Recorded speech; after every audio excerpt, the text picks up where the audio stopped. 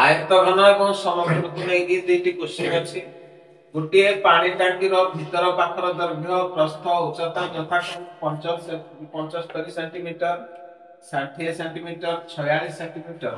कुंडरे केते घन सेंटीमीटर जल रहइबो एवं याकु लिटर रे प्रकाश कर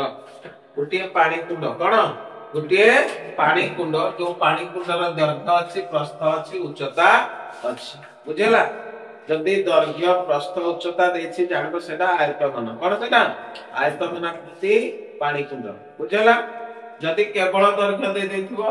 तुमे जानबो सेटा समघन आकृति पानी कुंड किंतु एटी तुम कोन देछि गोटे पानी टांकी रो भीतर पाखर दैर्घ्य देछि प्रस्थ देछि उच्चता देछि यथाक्रमे 75 सेंटीमीटर 60 सेंटीमीटर 46 सेंटीमीटर कुंडरे केते घन सेंटीमीटर जल रहिबो अर्थात ये होछि गुटे आयत घनाकृति पानी टांकी बुझला जेतु दैर्घ्य प्रस्थ उच्चता देछि तनो एटा कोन गुटे आयत घनाकृति पानी टांकी तो तार जलर परिमाण केते घन सेमी जल धरिको कले तार आयतन बाहर करियो कोन बाहर करियो आयतन बुझला केते घन सेमी जल धरिको अर्थात आयत घनर आयतन निर्णय करियो कोन करियो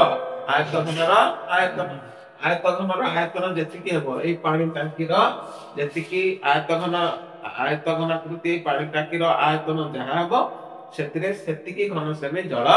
धरिबो बुझला तो तुम जानि छ कोन लिखिबो पानी टांकी रो आयतन कोन लिखिबो पानी टांकी रो आयतन पानी टांकी रो आयतन कोन आयतन रो आयतन जहा दैर्घ्य गुणन प्रस्थ गुणन उच्चता कोन लिखिबो दैर्घ्य गुणन प्रस्थ गुणन उच्चता दैर्घ्य प्रस्थ उच्चता दैर्घ्य गुणन प्रस्थ गुणन उच्चता दैर्घ्य देछि केते पानी टांकी रो 75 सेमी गुणन 60 सेमी गुणन 46 सेमी हला एम कोन कर दबो गुणी दबो 75 रे 60 गुण दबो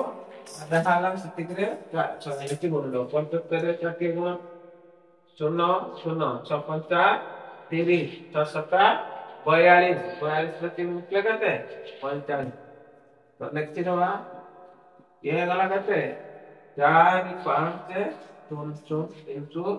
46 गुण कर दो से 43 गुण दो हला सब में 0 6 0 0 6 5 3 6 24 25 26 27 बुझला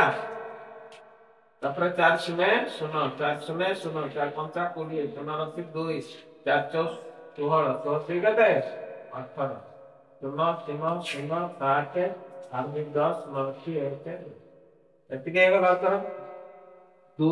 2 7 0 0 बुझला एति की घन सेमी कोन घन हेडे